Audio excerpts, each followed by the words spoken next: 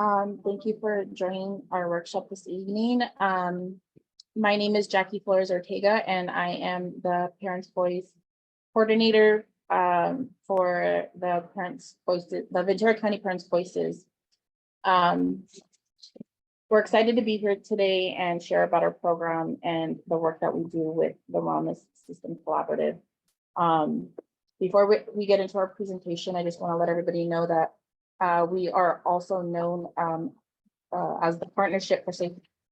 We are the Partnership for Safe Families and Communities. We are also known as the Partnership.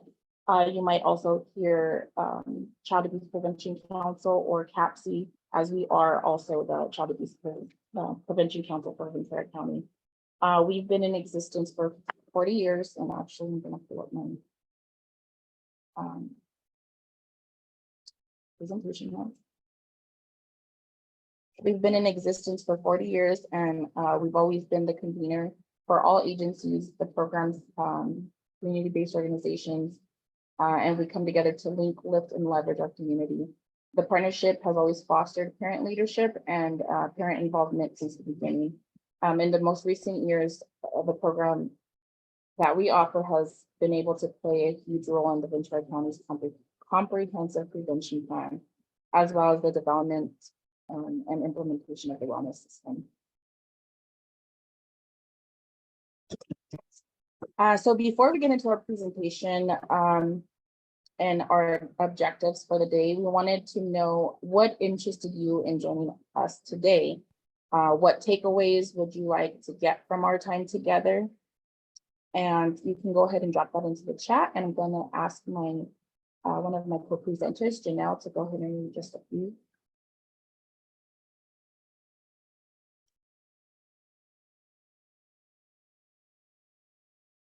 I think it's going to take people a minute to think, Jackie, because there's a lot we want to take away from today.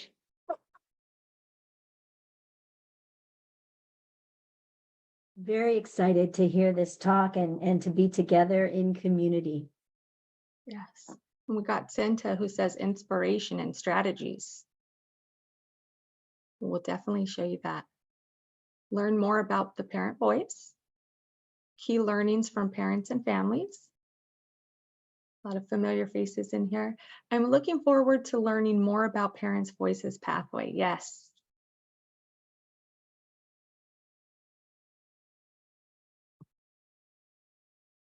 Okay, I'm going to go ahead and let people continue to put their thoughts into the chat box. I'm going to go ahead and move forward. We're on everybody's time today.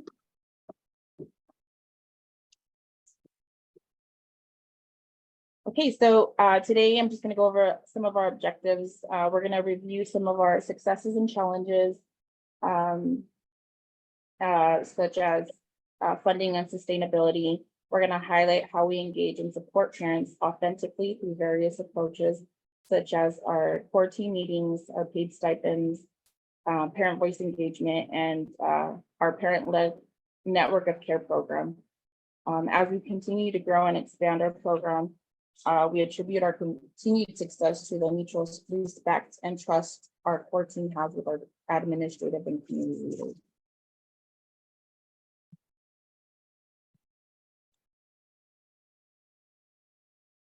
Okay, so we just want to remind our community that the Ventura County Parents Voices is a program of the partnership, and the partnership's mission is to promote a community committed to safe, healthy, peaceful families. The Parents Voices supports and lifts that mission by creating connections, opportunities, resources, and empowerment. Here you can see our 4 goals, and it intentionally spells out core. And I'm just going to read them off really quickly. So C, we create system change based on lived experience. O, we offer equal opportunity to our diverse group of parents with lived experiences and for their voices to be heard. And R, we recognize the importance of our parent leaders using resilience, which is a protective factor, and providing resources to strengthen families. And then finally, we have E, we empower our parents to be the best version of themselves in order to maintain safe, healthy, peaceful families. And with that, I'm gonna hand it over to Denise. Thanks, Jackie. So throughout of the rest of today's presentation, we will highlight some of the successes and challenges we've experienced while developing the Ventura County's Parents Voices. We encourage you to lean in, listen with curiosity, and take notes because we will have a question and answer period at the end.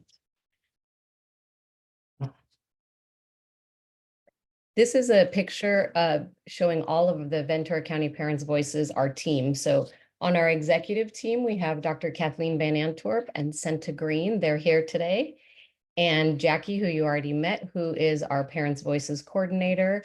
Myself, Denise Fritsch, is the care coordinator, and we have our core member and also co-presenter, Janelle Nooncaster.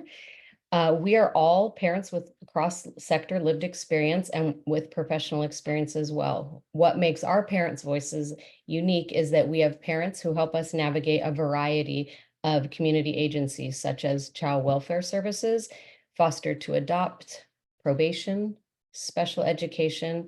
We have members on our team who are survivors of domestic violence, those who've walked through housing insecurity, and that's just to name a few. Thank you. One of the most exciting successes is our ongoing development of our Youth Voices program. The youth that are represented on our task force also have a variety of lived experience, including child and family services, foster care systems, and juvenile justice involvement. We have pictures here of everyone on our team. Again, we have Dr. Kathleen Van Antwerp and Senta Green as our executive team. And we have worked with Gabe Tehran, who is a local engagement expert who consults with our team. And then we have our youth leaders. You can see Cameron Stewart in the middle on the left and Anissa Aguayo right next to her wearing the glasses. The Youth Voices is modeled to replicate our Parents Voices model and to inspire and lift our youth. Our Parents Voices core team provides guidance and mentorship as the Youth Voices program continues to grow. We believe in holistic family engagement, and a perfect example of this is that Janelle, who's on training today, her daughter Anissa is one of the co-leaders for the Youth Voices task team.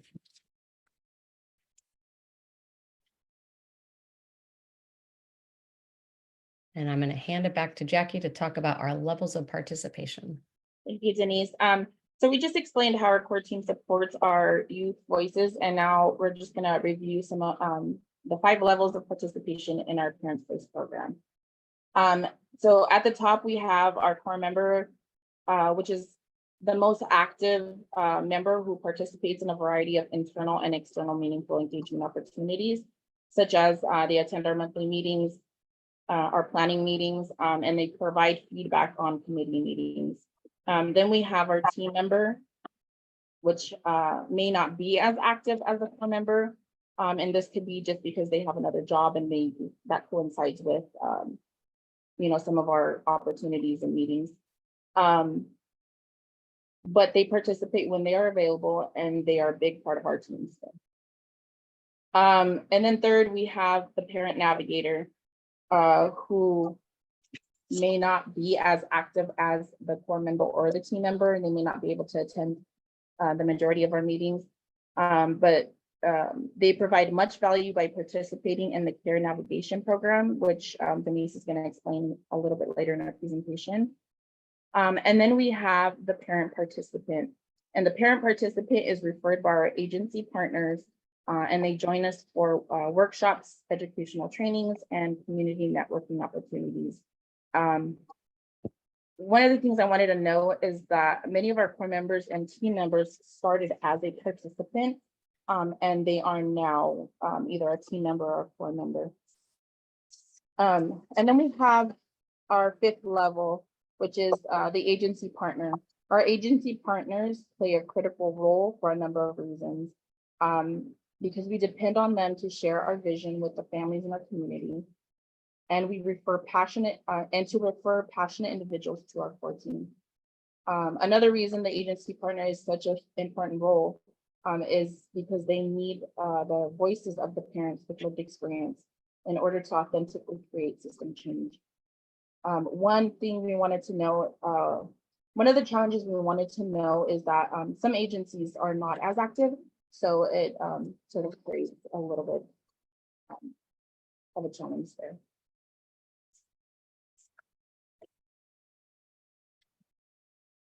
Okay, and now that we've defined each level of participation and how critical each role is, we're just gonna go through some of our onboarding details here. And so the first thing we do is we develop a relationship with the parent, a parent who is interested in onboarding our team. We take the time to learn their story, their passion and strengths, and their interest in reaching and teaching other community members. We provide a welcome packet and discuss with the parents their level of interest and availability in participating. So as you've seen before, they'll get to choose what level of participation they're interested in. We discuss the process of how a stipend is paid as well as the amount. And then we go over some agreements that we have with our core team. All of our members agree to confidentiality due to the nature of other lived experiences that may be shared in our time together. And all of our members sign a service agreement. Our parents are aware that they are not employees of the partnership, but they agree to join as an independent community. Another thing that we offer our parents and ask them to participate in is our community support mandated reporter trainings. And then also we're provided with monthly leadership one-on-one trainings. And something unique about our monthly trainings is that our team gets to decide what is sort of necessary to learn about, and our administrative team, it's just a perfect example of the support that's given by our administrative team.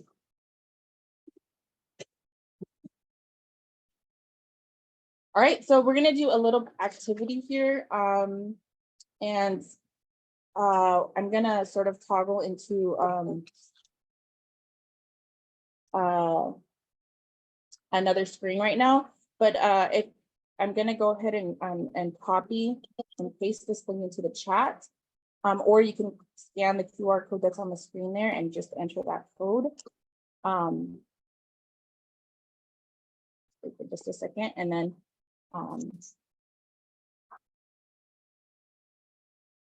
And Denise, while Jackie's getting that set up, do we want to explain what we're going to have them do in this activity? Yes, we're gonna do a Menti where we'll put up a couple questions, and it's a fun, interactive way to test everybody's knowledge, and it'll show leaderboards and see who's in the race. And this is a warm up for our final Menti at the end of the program, where we're going to give away a prize for the winner. So warm up your skills. This one. Thank you, Denise. So we're just gonna test your knowledge on the 5 protective factors. And once again, I'm gonna click and put the link into the chat just in case anybody didn't have a chance to scan the QR code. Give it just a moment for people to join. Is anybody having troubles?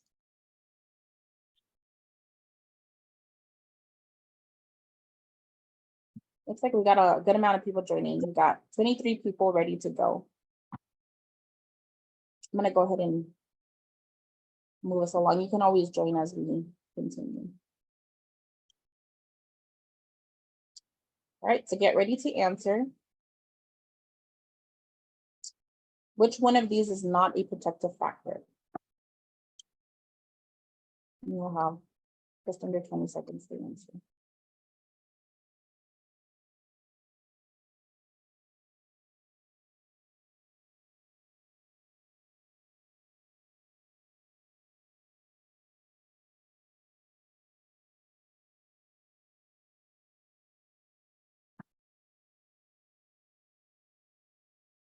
Okay, so our results are in, and if you answered community service, then you are correct. Community service is not a protective factor.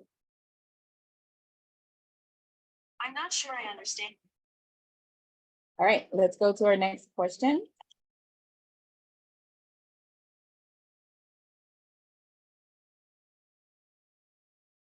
What are the protective factors designed to do?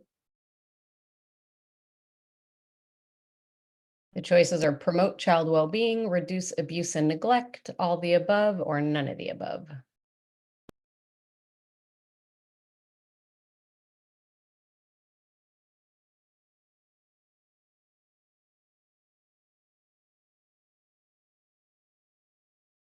All right. And it looks like most people answered all of the above, which you are correct. And if you answered number one, that is the protective, that is what it's designed to do. So technically you're correct too, but it is all of the above. All right, and here's our last question.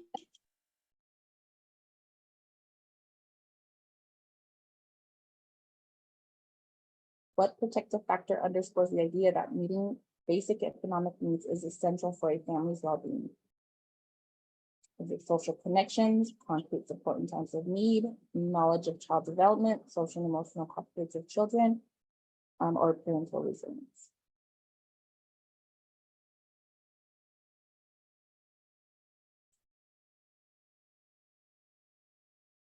Awesome. And if you answered concrete support in times of need, then you are correct.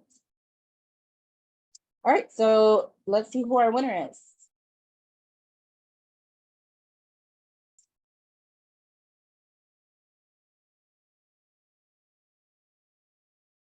It looks like Sarah Sims is our winner. So congratulations, Sarah.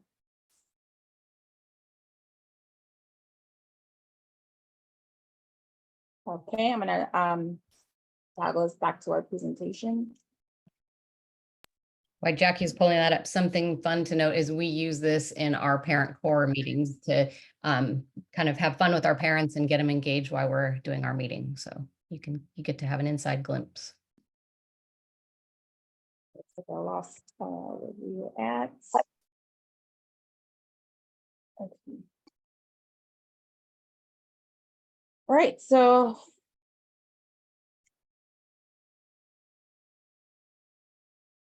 we just tested our knowledge, and as you know, the 5 protective factors is a strength-based approach that reduces child and neglect while promoting well-being. Just something we wanted to know is that we use this strength-based approach as a basis for all of the work that we do with our partners with Parents Voices. And something that we do is that we highlight a protective factor and we use that as a guiding principle for our trainings, workshops, and parent social connections meetings. And then I'm going to hand it over back to Denise. Thanks, Jackie. So I just want to talk a little bit about how we authentically engage parents in Ventura County. In Ventura, we take pride in successfully engaging our families in several manners. We ensure that our trainings and workshops are parent-led, specifically by letting them choose the topic. Our core meetings are led by parents with lived experience, and we provide an opportunity for every parent to use their voice in our planning process. The following slides are going to list some of the additional ways in which we engage our parents. So a meaningful engagement opportunity is anything that involves one of our parents with lived experience providing input or feedback, suggestions, ideas, or resources by using their voice to help strengthen families in our communities. We have up here internal, external, and then stipends. An internal MEO is an opportunity that is provided in-house, such as our Leadership 101 trainings or our monthly core meetings. So our parents are stipended for participating in those internal MEOs. An external MEO is an opportunity provided and funded by an outside agency, such as our wellness system partners. These external MEOs are opportunities for parents with lived experience to inform system policy. We have a payment protocol in place to stipend our parents for their valuable time. And as we have this payment protocol in place, the partnership is the hub for tracking and distribution of the stipend payments. Something worth mentioning with these meaningful engagement opportunities is before we deploy a parent to participate in one, we always make sure we have the specifics, we understand what's expected of them, and we are upfront with how much they'll be stipended before they actually participate. So before going out, our parents know their role and responsibility and exactly what amount they'll receive for a stipend. Thank you, Jackie. On the screen, we have a list of the most recent MEOs that our parents have participated in. But if you have any questions about any particular MEO that you see up here, please write it down because we will address those in our question and answer, because on the next slide, I want to tell you about our parent social connections. And Denise, this is Kathleen, and I just want to hop in for everyone participating. The internal and external MEOs are so important because they really lift the parent voice and have the parent authentically engaged with our community agencies.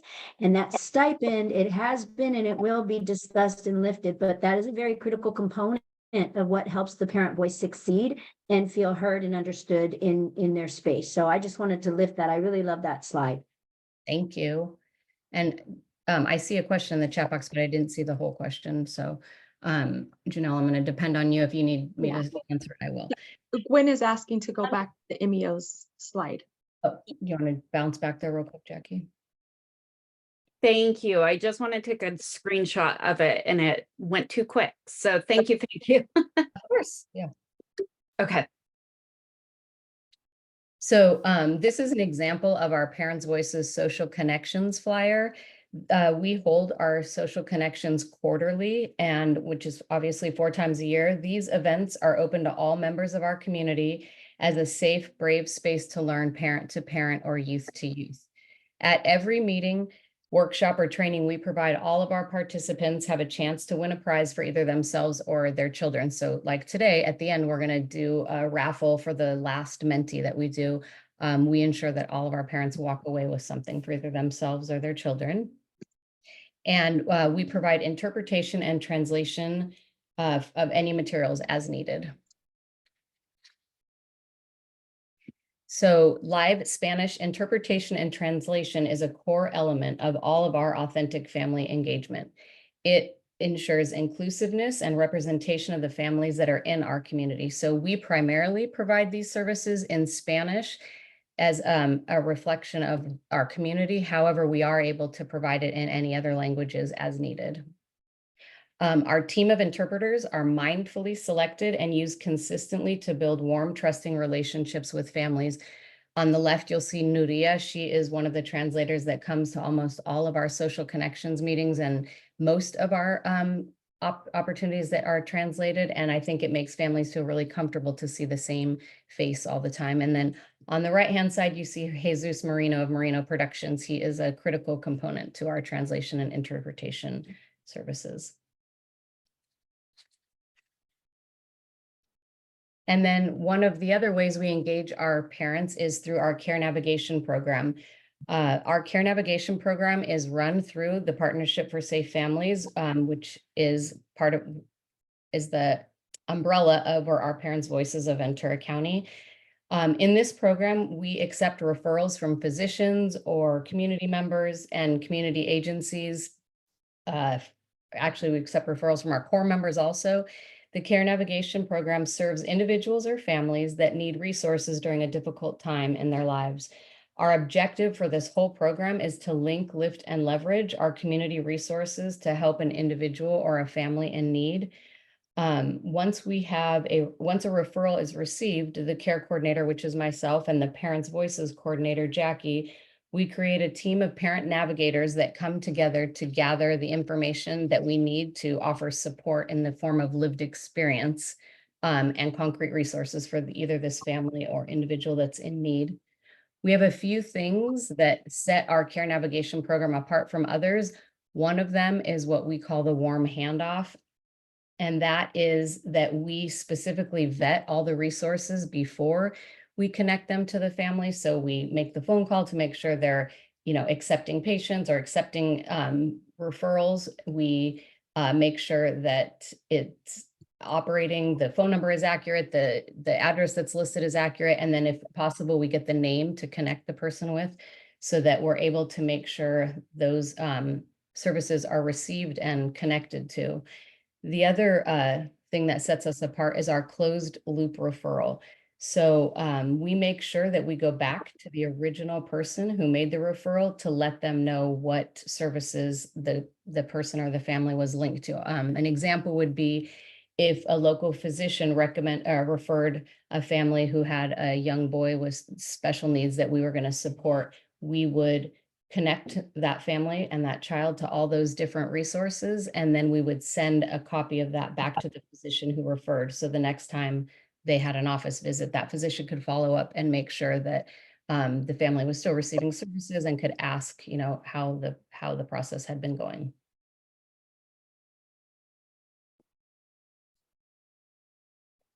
And I think Jackie's going to chat with us about collaboration. And thank you, Denise. Okay, so another little interactive opportunity here.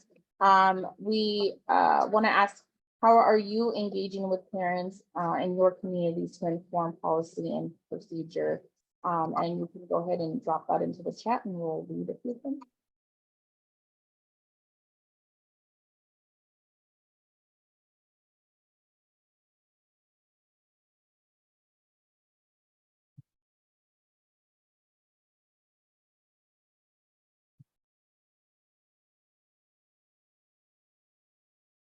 Can you repeat the question, Jackie, just in case? Oh, Yes, how are you engaging parents in your community to inform policy and procedures? thank you, Jan, for starting off. She added, is that information referral system set up on a digital community information exchange? Oh, I apologize. That's a question she's saying. Is that information/referral system set up on a digital exchange? I think she's. So I'll lean in, Janelle, and answer that. And Denise, you can jump in if you'd like as well. The information on our care navigation is not on a digital information exchange, community information exchange completely or at this point, but we work with our local, there's a whole core team with our child, youth, and family wellness system that is working on this community information exchange, and we're on that team. So we're in partnership, collaboration, conversation, and everything will be moved in once our county, all the agencies agree on which format or which direction we're going to be going. Does that answer your question, Jan?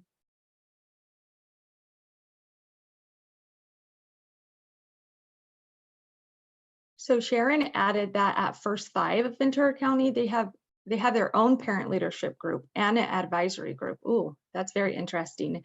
Chris says, we are using the care navigation system, have conducted focus groups with system involved parents, and currently contract with CBO to continue that work. Thank you, Chris. Surveys, focus groups. At CDR, parents enrolled in the Head Start program can volunteer to serve on policy council and governance role. Ooh, that's a good idea. I am a part of a community stakeholder meetings. As a DFCS representative and as an Indigenous person. I no longer have direct client contact. However, community meetings inform my work prevention. San Luis Obispo says, the parent leaders in SLO County have joined the Child and Family Wellness Collaborative Table, which is funded through the Family First Prevention Act and led by the SLO CAPC. Additionally, part of our leadership program asks parents that they would like to see us as a change in the community to help families, and we work together towards their goals and wishes. Thank you, guys. It sounds like you're doing a lot in your community. Yes, thank you everybody for dropping that into the chat, and thank you, Janelle, for reading those off. Go ahead and move forward.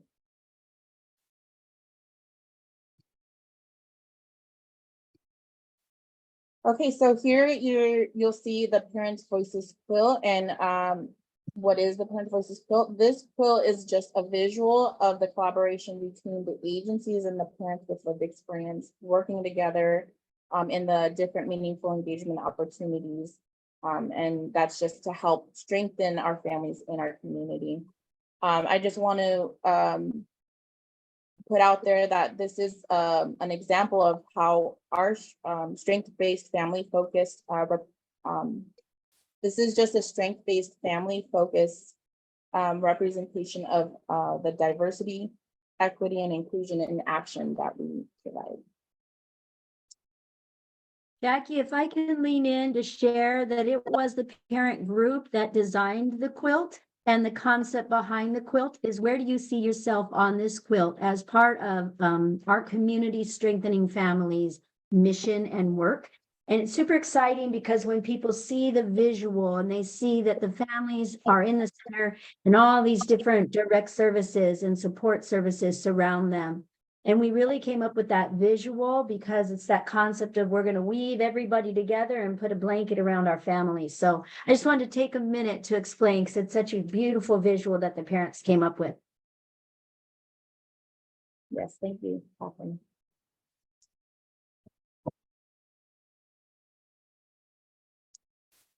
Okay, so another example of a successful collaboration is the parent engagement to inform the community pathway, which was in collaboration with Judy Sherman.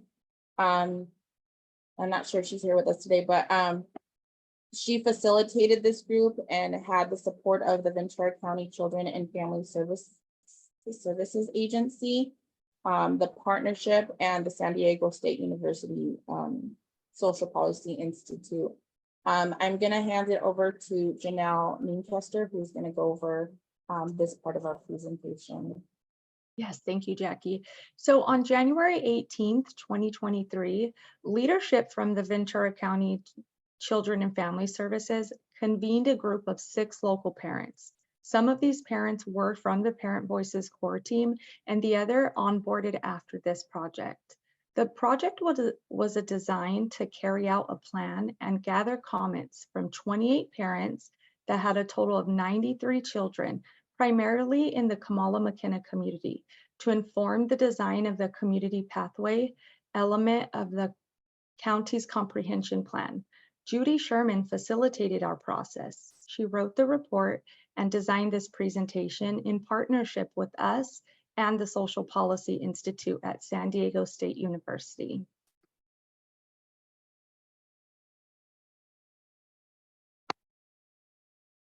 This project is a model of parent-led and parent-directed collaboration with the Ventura County Wellness System. We began our design work in January and completed 4 listening sessions within the community. So this diagram, it describes a 4-step process to engage parents in collaboration. Taking time to establish participants' readiness is critical to the design process. Once the design process is complete, you can gather results and develop recommendations. Let's look at the next slide for an example of the design process. Once our team established a clear purpose, we understood the vision for the wellness system and began developing the community pathway to share with others in the listening sessions. Through that lens, we contributed to decisions about the script for facilitators, the questions to ask, the method for gathering information, and the audience for the listening sessions.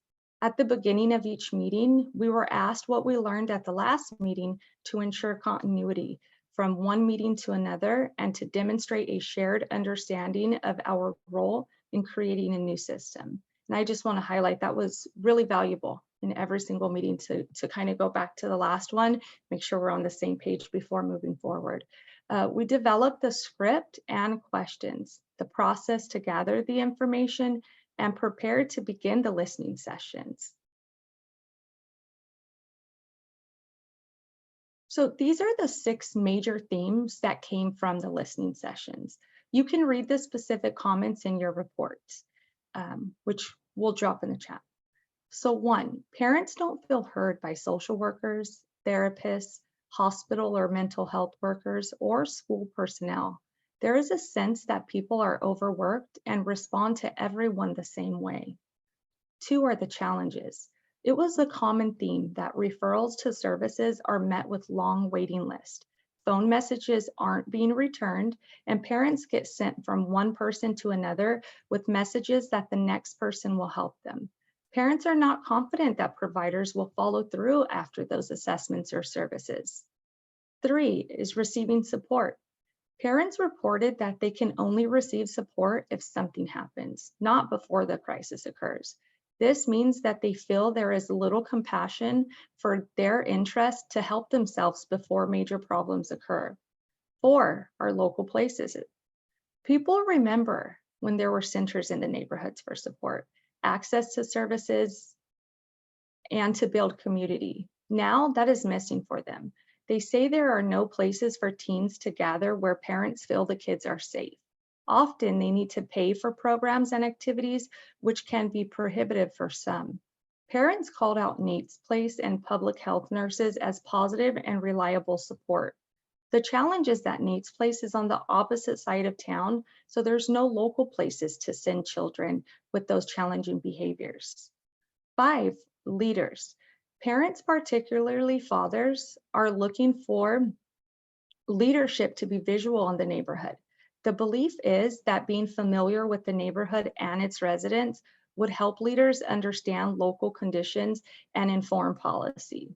6 is fear. Some parents are fearful because of the legal ramifications, and others are concerned that they won't be heard. Also, some parents believe that asking for help could lead to opening a CFS case, even if they're only concerned about their child's behavior.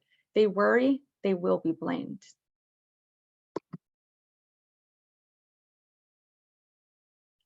So these are the recommendations from the community pathway design that were carefully developed based on the responses from those listening sessions by our team. We stand behind them and we think they are the most important outcome of our process. So 1, reinstate community centers in local neighborhoods where parents can access resources, build community, and gain support from other parents.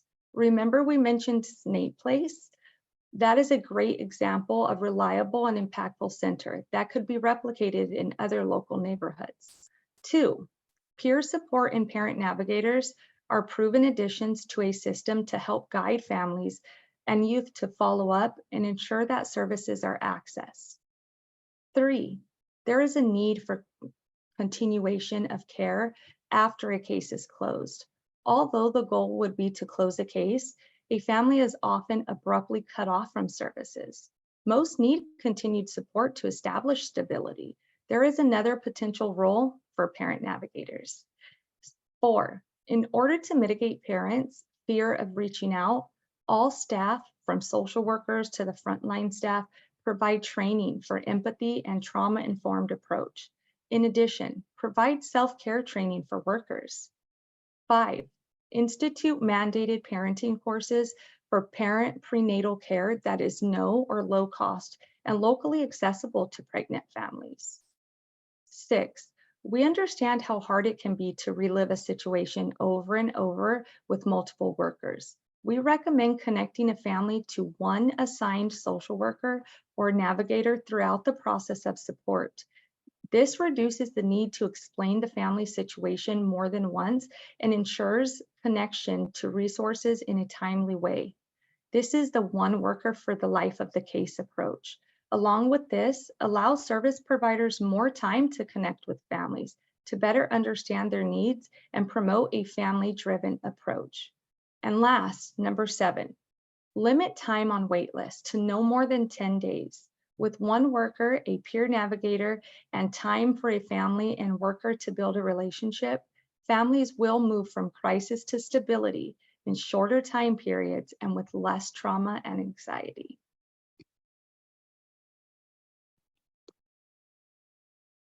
Janelle, I just wanted to tell you in the chat box, you see some feedback, and Crystal articulated the feedback and solutions are spot on accurate. So a lot of good thoughts coming in to the work that was done and the authentic way that parents were engaged in that whole process. Thank you. Thank So- you, Janelle. Yes, we're just gonna invite our executive director, Kathleen. Okay, I'm going to invite Senta. Sorry. But I was just at pause, reflecting on all the gold that has been placed in this room today. That's a gifting And Janelle, just reflecting on what you had to share in regards to that report, no matter how many times I hear that information, it hits me differently, and it gets me thinking in multiple ways about how we can further lift up families and really think about our services in the community. I want to say first and foremost, thank you, team. I appreciate each and every one of you. Your brilliance and your leadership is definitely shining right now. Thank you so much. And for everyone who stepped into the space today to join us, thank you for all the powerful work that you do on behalf of children, families, and communities. It's not taken lightly at all. My name is Cinta Green. I get the joy, the honor, the pleasure to be able to share this information with you, along with our executive director, Dr. Kathleen Van Antwerp. And we really want to lift up, lean in, and really accentuate, what does this really look like? What does it sound like? What does it feel like when it's actually in implementation? So let's take a few moments and think about this together. We're going to talk about specifically from an administrative perspective, how do we identify our responsibilities, our resilience, how to demonstrate respect, and how to really lift up a model like this, a parent pathway model in our communities. And we're going to start on the left side, talk about support, then we're going to move to the right side and talk about sustainability. And one of the most powerful places we can begin is through the work that we all do, and it has to do a lot with relationships. So Dr. K, can you take us through that first bullet point that's on the slide? Absolutely. And I also want to reiterate and lift up our honor. Cinta and I are so honored to be here. And one of the reasons that we're even speaking during this parent voice component is for this slide right here in front of us. We'd like to invite all of you to see yourselves and your role and your responsibility in your agency. And are you individually holding yourself responsible to lift the team with resilience and respect and come from an administrative lens that is not compliance-based, but relationship-based? And when we were invited to speak at this conference, our core team of parents spoke right up and said, Kathleen and Cinta, one of the things that we believe makes us strong and getting stronger is the relationship-based leadership that we all use together with one another. One of my favorite sayings is that leaders are not responsible for results. Leaders are responsible for the people who create results. And we want to emphasize that a relationship-based leadership model focuses on supporting. It focuses on interpersonal relationships.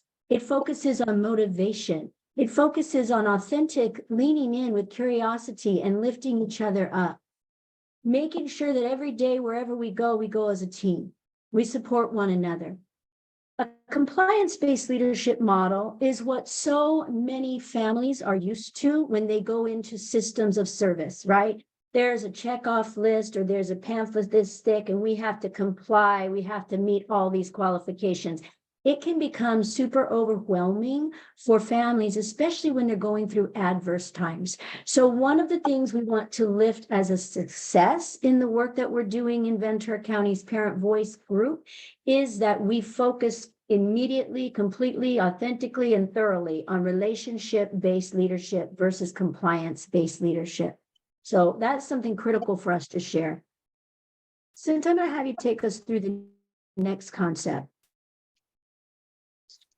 Absolutely. The next concept that we're going to look at is authentically and consistently communicating to parents and families that you are valued, you belong, and you have purpose. This is a word that we tend to take in full consideration, but also it bears witness to what we really mean about lifting the parent voice. It must come from a place of authenticity. So when we think about authentically valuing, belonging, and purpose, those three words, we're talking about how do we show up? How do we show up with our heart set, our mindset, and our skill set to actually activate this work? A lot of times we hear the language trauma-informed, trauma-responsive. We also want to lean into the word healing-centered. And when we use that word, that has value and power to us because we know that our parents are not just identified by the worst condition or the circumstance that they've been in. We also lift up and we celebrate our parents for the adversity because they overcame it. And so when we think about authenticity, that word has real value and power. The other thing that's really important that we will lift up as we talk about authentically and consistently communicating is how do we co-create, co-develop, co-establish a safe, brave, and affirming space. Not just the words that are spoken, but what do our parents actually feel? What do they process? What do they think about what we're saying, what we're doing? And equally important, do we involve them in policies, practices, procedures that is far more than a focus group or a survey? That's a beginning space. We tend to go deeper and say your voice matters. Can you lift up the curriculum? What's our approach and what's our delivery? How do we reach out to the hearts, the minds of the families? And how do we do it in a real way that embraces them, where they say, I want to be involved, I want to be engaged, because someone is seeing me, they're feeling me, they're hearing me. I feel felt, I feel known, I feel not acknowledged, and equally important, I feel heard. So that word has real power for us, authenticity, and how we do it and how we lift up our parents. We're going to keep flowing. We're going to introduce this concept that many of you are probably very familiar with. It's strength-based versus deficit-based. And as we pause and think about the word strength-based, we're always lifting up our parents in a place of consciousness. So there's a conscious expansion of really understanding, what does this mean when we say we value our parents' strengths? How are we taking into consideration the voice and the value that they bring to the moment, right? So just thinking for a little bit about when we ask parents to participate in an experience, how do we do that in a way that's effective and that communicates to a parent, your voice actually matters? So we might take a survey, we might do a focus group, we might have some discussions. In our team, we say, that's the beginning.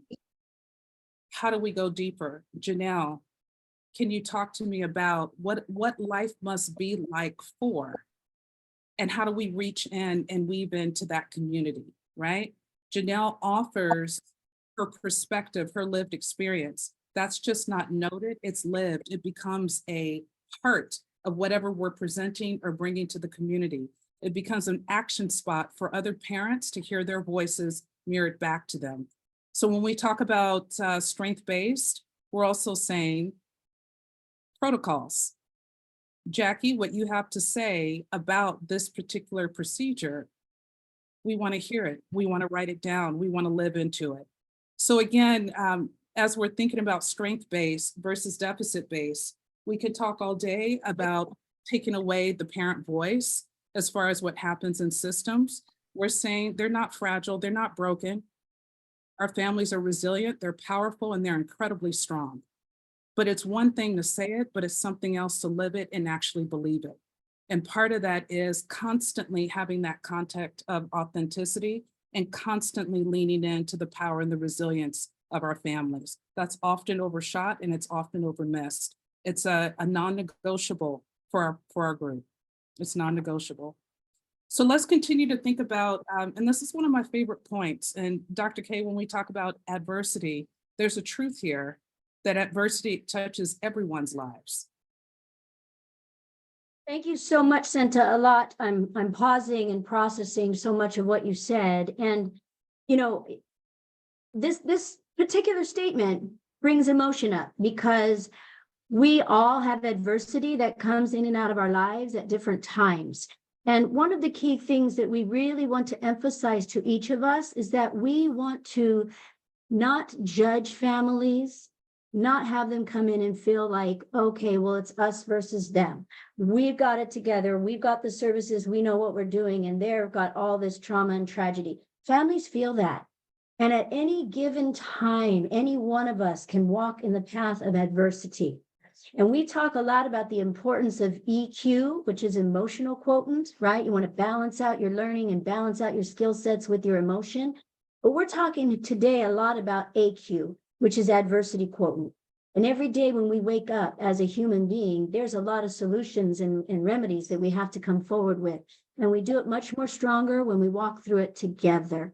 And to always remember, wherever someone is, let's meet them where they are. They know what their needs are rather than us tell them. We can make suggestions, right? We can help them find other pathways. We need to sit and we need to listen and we need to recognize that at any given time, we could be in the same situation. I want to share very briefly, mindful of the time, but I want to share briefly so this room of participants can get a feel for the group that you see here on the screen and for the group of the team that's not with us today. what does it feel and look like? We had recently, within this past year, a mother come forward to us, reached out. It took her almost 5 months to reach out, but she had escaped in the middle of the afternoon with her 5-year-old and nothing but the clothes on their back and a backpack of toys. And she was in a domestic violence situation. She needed to be safe. It took her about 5 months of her not really knowing how to get help or where to go. And when she reached out to this core team and those who are not with us, and parent leaders throughout our county who are part of this core team, we're not the only agency, we just tend to bring everybody together as best we can. They circled around this young mother, and they started out by letting her sit in a circle of community.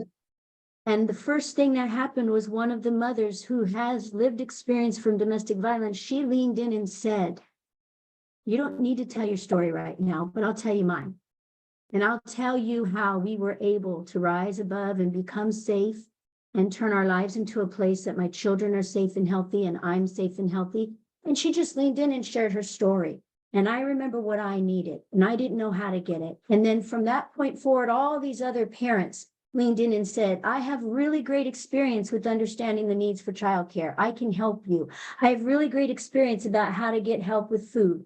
I can help you with shelter."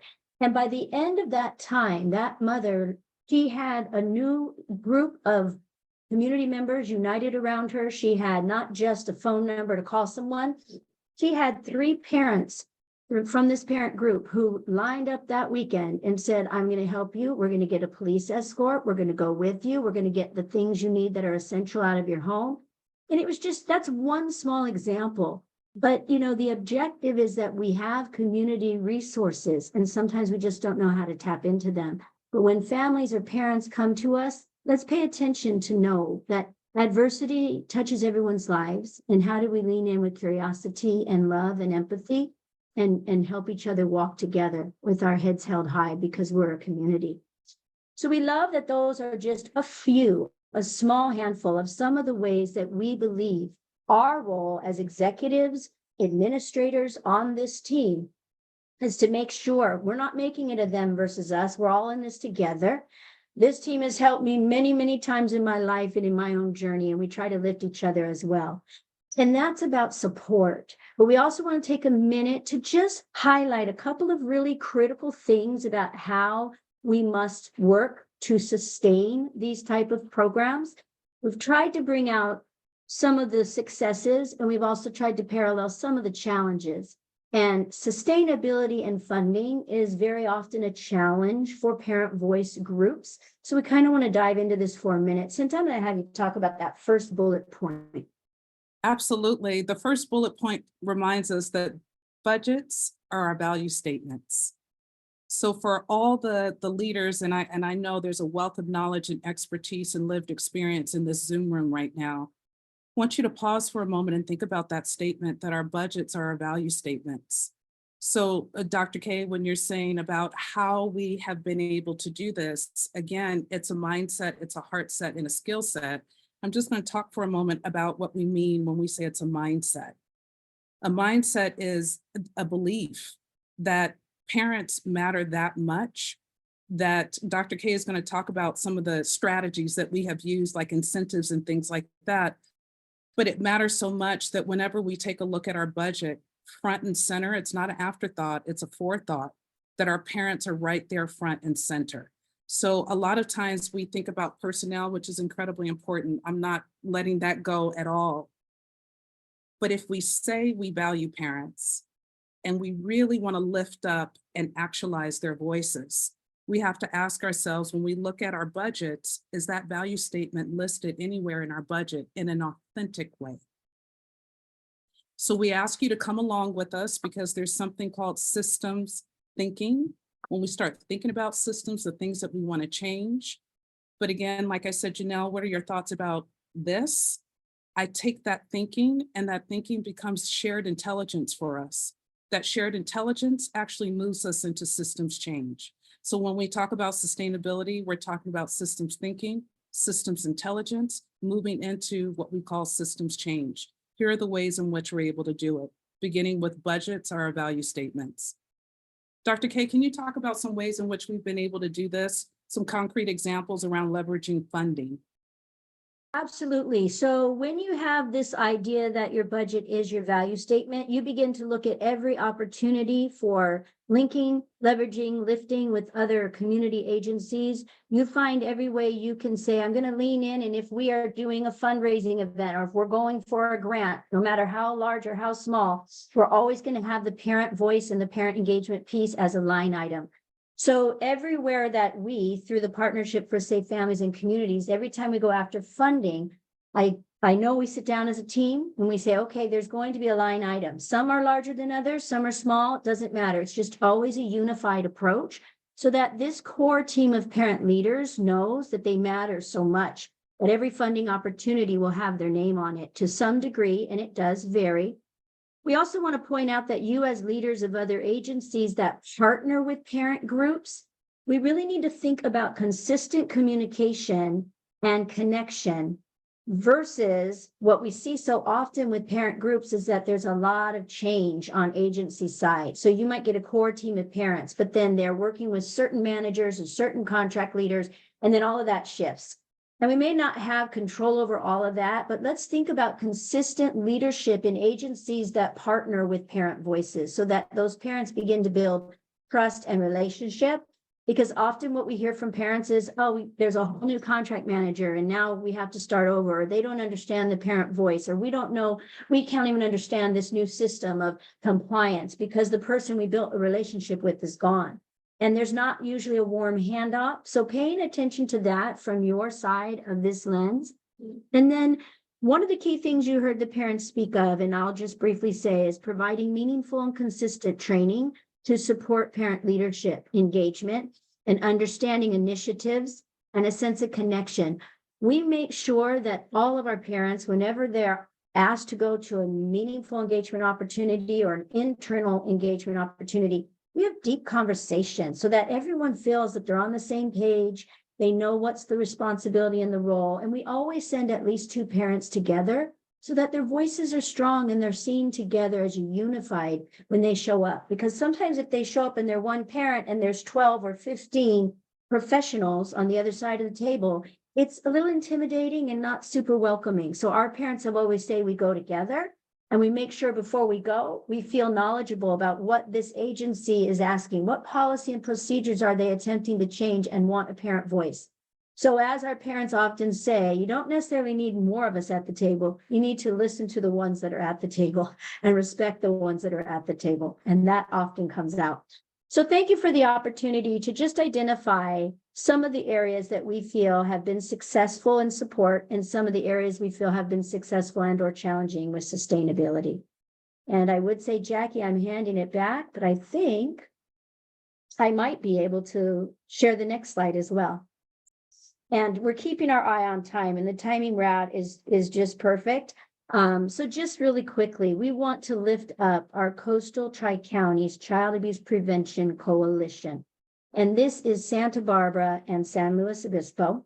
And we work hand in hand every day with our community neighbors because we recognize a lot of our families move up and down the coast. So they may come from Ventura County, any of the cities within our county, but they may move up the coast. And when they do that, we want them to be received with unification of parent acknowledgement, parent engagement. And we do that by staying very closely connected to our Tri-Counties Parent Leadership Council.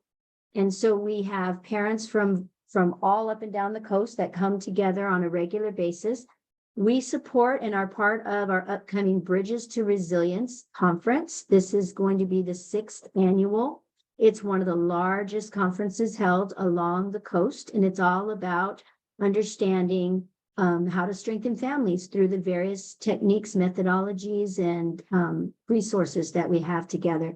And then we work really collaboratively with Santa Barbara and San Luis Obispo, April being Child Abuse Prevention Month. And we don't just say child abuse awareness. We're aware that child abuse exists. We're talking about prevention. We're talking about concrete support in times of need. And we're talking about helping families to be strong and resilient, supported. So we do a lot of work please keep your eye out. Jackie has a wonderful email tree that she sends everything out to the community, and you'll often see these events. So in April, we have a handful of events coming up.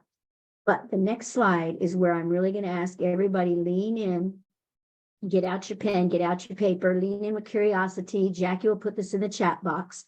But this is where we are going to walk the talk as a community. Ventura County's Child, Youth, and Family Wellness System, the integrated core practice model that we've all signed on to so that we can have safe, peaceful families, is partnering with the Partnership for Safe Families and Communities to host our Stronger Families, Safer Kids 5K.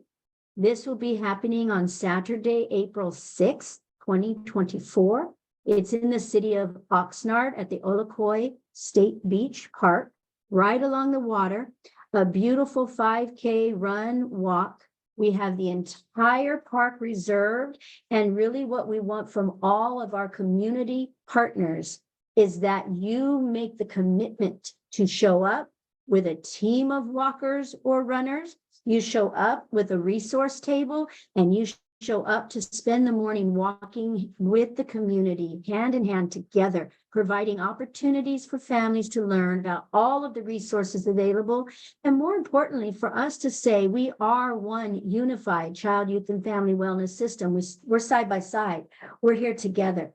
So the information and the details, I don't need to go into them now, other than the fact that the registration link is live. It's open.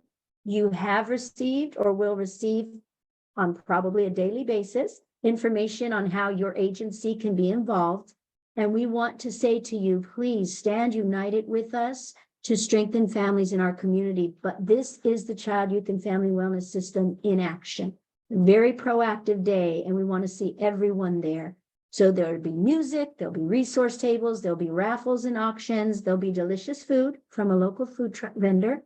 And it's very family friendly. There'll be fun for the young ones, and we do a fun walk with the kids. So please join us, mark your calendars, and let us know immediately how you want to get involved. And we love volunteers too.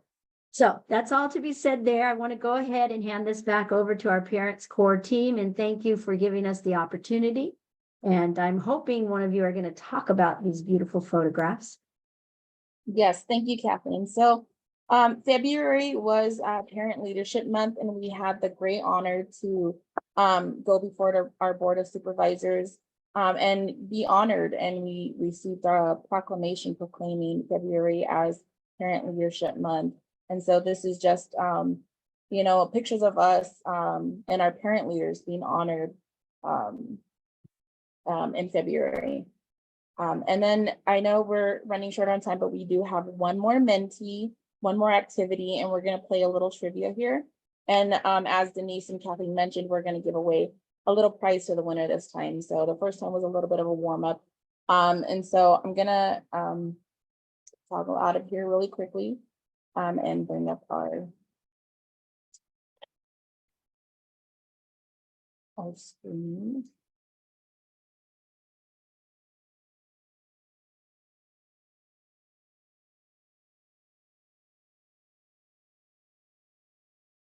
Denise, we're using the same methodology for this mentee activity as we did earlier.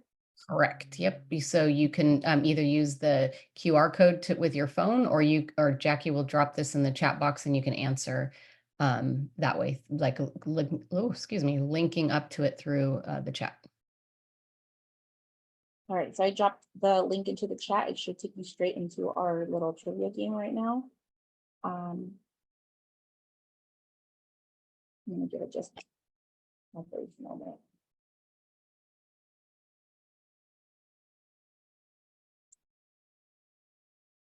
All right, and looks like we got players still joining. We got about 21 players.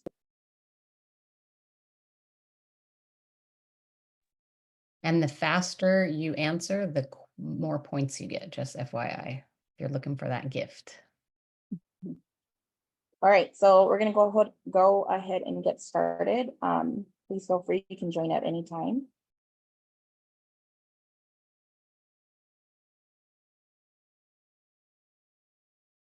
What is an NEO? And the options are external meaningful engagement opportunity, meaningful engagement opportunity, an opportunity that is provided in-house, an opportunity provided by another agency requesting parents, or involves parents with lived experience providing input, feedback, etc.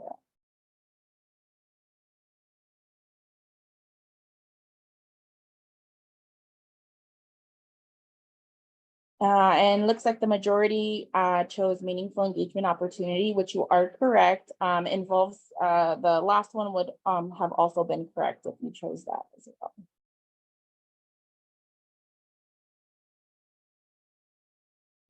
And this is just who's in the lead right now. It looks like Sharon is currently in the lead. So let's keep going. We still have more a chance for people to.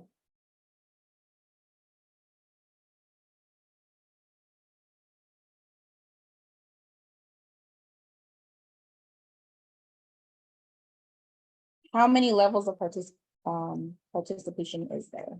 Or are there? And you mean participation in the parent voice group, correct? Correct, yes.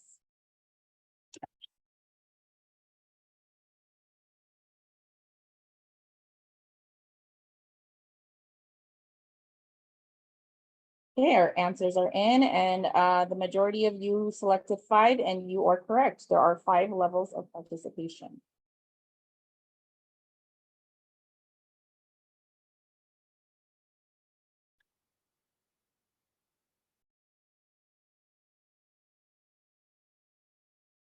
And it looks like Jim. Oh, he's is taken the lead. Yes.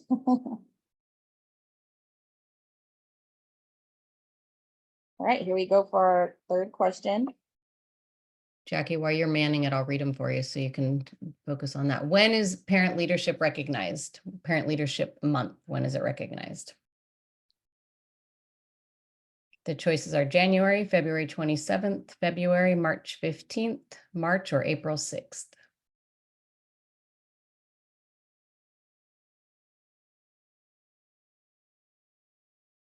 That one's like a trick question.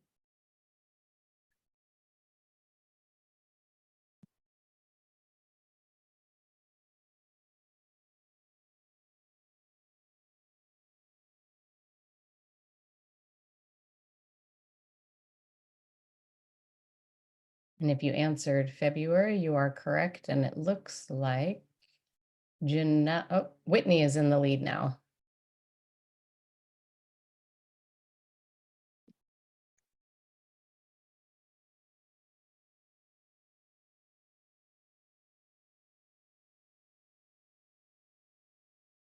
When is the Stronger Families, Safer Kids 5K? The choices are April 1st, March 15th, April 7th, March 6th, or April 6th. Come on, everybody, get this one correct. We want 100% for everybody. Because we're all going to be there together.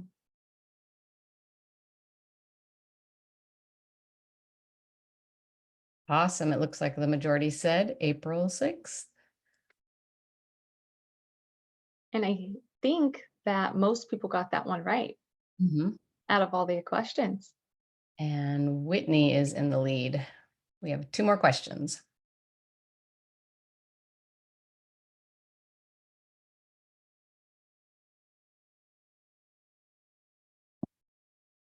What does the letter C in CORE mean? Does it mean creativity, connections, calm, creating system change, or core?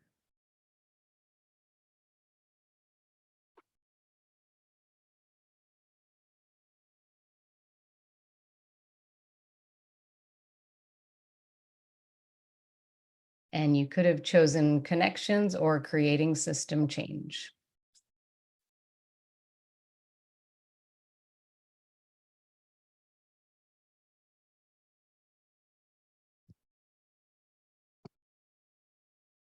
And it looks like Jan B is currently in the lead. Last Wow. question. I Answer. feel like I'm in Vegas. It keeps changing. I know. You answer question 6 as quickly as you can. We're excited to give out the prize.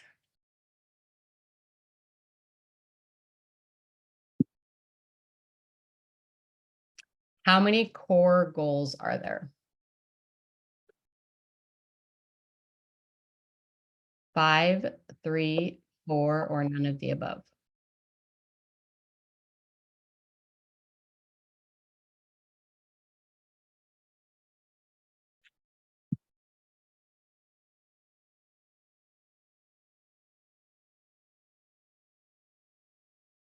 And the answer is 4.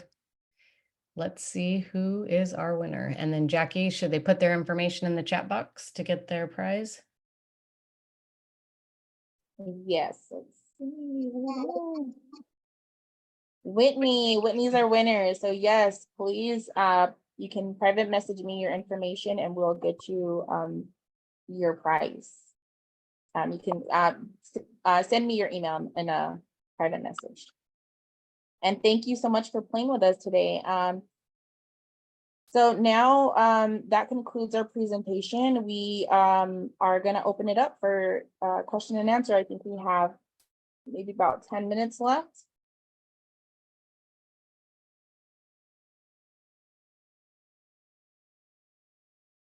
Now, can you see the chat box for any questions that are coming in? Absolutely. Okay, thank you.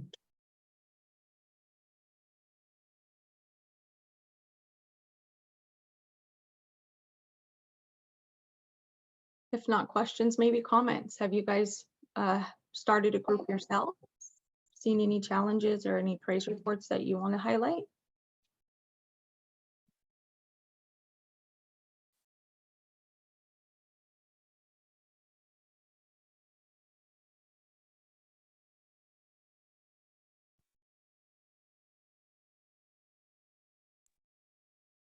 Janelle, I would like to take a few moments to lift this group up and just talk about the power and the importance of giving a safe, brave, and affirming space for parents to convene. I want to acknowledge that with Denise, Janelle, and Jackie, along with other members that are not here today, this group was identified of activating a book being written by a nationally known expert, internationally known expert and author, who is writing a book that is going to be released on March 2024. And it's called Losing Fear. And it's really talking about activating your voice and developing the self-confidence as a parent leader. And this particular author, she got that innovation and that concept for the book and the experience because someone came to one of our meaningful engagement opportunities, unmuted her mic, a mother, and said, I love my child deeply, but when I lose voice or lose confidence, I don't know how to speak up for my child. And basically I'm swallowed by the system. So Christine Staple Ebanks was the speaker at this particular convening. She walked away from that experience and she lives in New Jersey and she's now getting ready to put a book out there. And my point is we just never know the impact and the rippling effect of what we do in the spaces that we co-create with parents. And so I want to acknowledge this group for the powerful work that they do, but also the inspiration that they carry for so many other people. And I'll end with where I started. All of you could have been anywhere else in the world today, but you all showed up in this space today.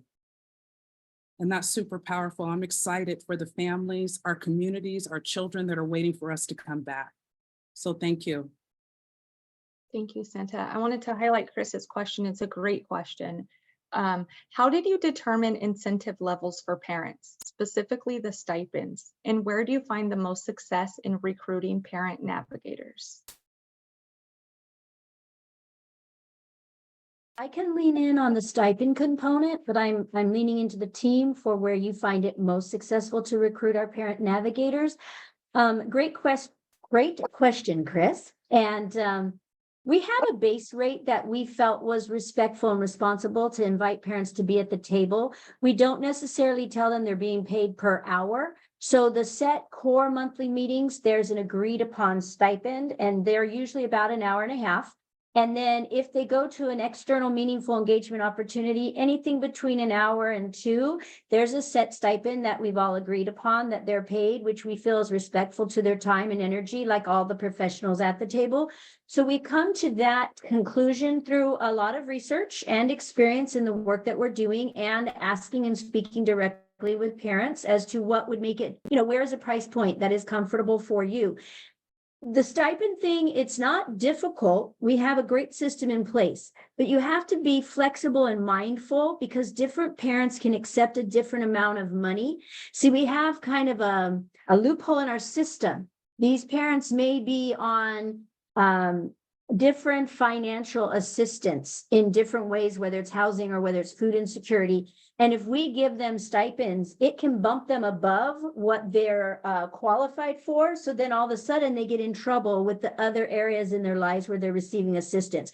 So being very mindful of that. We've had parents directly sit and say to us, hey, I cannot make above this because I will lose my qualification, which is, I won't say how crazy making that is, because here they are contributing and wanting to be a big part of the community. And then again, with compliance-based leadership, they're getting kicked away and kicked out again. So we're mindful to all of you that we'll speak to parents individually. We'll find out ways, some like a direct deposit, some like to have a gift card, some like to come in and get a check. So we also try to be flexible in how they receive the stipend.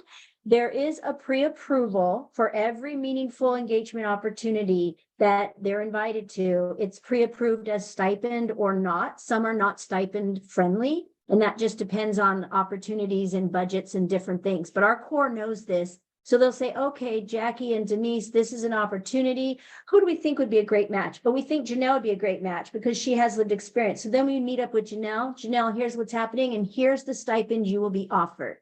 Right? So they know up front the stipend amount, and they know and then tell us how they can receive that stipend. And then they fill out a stipend reimbursement form that the core team double checks everything. And then it comes in and we say, hey, okay, we're keeping track. Tracking it is important too for them and for us. And so budget, we make sure in our budget what our line items are, and then we fit in what these stipends can look like. They vary, not much, but they vary a little bit just depending on what they're being asked to do, how long they're being asked to do it, where they're being asked to do it, if childcare is involved. So there's a few conditions. And then we also work with our youth, and our youth are also provided a stipend. We like to call it something more like a scholarship and ask them to be reflective of their experiences. And so they're also getting that stipend money, and that's how it's connected to them. I hope that helps, Chris. I know you and I can talk more offline as well as needed. And I hope that helps everyone. Stipends is always a big discussion point. We cannot emphasize enough. The stipends are what really gives the core team, and when they're recruiting parents, the respect they feel they need, and they want to show up and share their voice. Parents fall over when we say sometimes there's a stipend. They'll say, you're kidding me. I go everywhere. I'm asked to go everywhere by all these different agencies, and I'm not paid. And so we're not asking parents to go anywhere. If they're going somewhere on a voluntary basis, that's a conversation that's had beforehand. But coming through our office or any of the meaningful engagement opportunities, stipends on the table. And Kathleen, we are at time, but just quickly to answer that second part of the, or that first part of the question, we get our parents, we get, many of our parents come from a lot of the engagement opportunities that we provide, some educational workshops, or we have a monthly meeting that we meet where our partner agencies can refer parents who have that lived experience. But yeah, so I just been notified that we are at time, so we could, I think, join the closing session. But I want to thank everybody for joining us today and listening to us. So we're going to leave the meeting and go back to the main menu, right? Yep. Correct. Thank you, everyone. Thank you. Great job, team. Good job, y'all. Thank you. Thank you. Thank you, Gwen. So happy you were here too. Thank you, Jan. So honored. Thank you.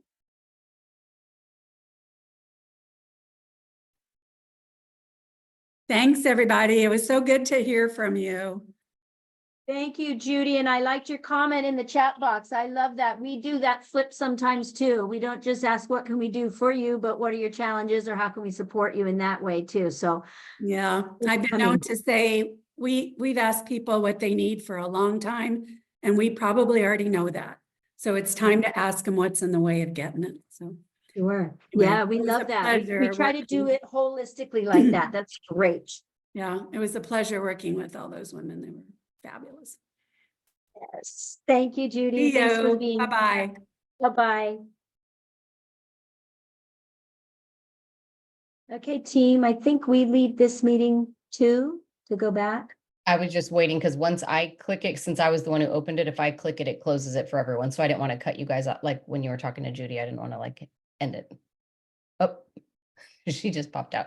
I'm going to end it and go back to the main one. Okay.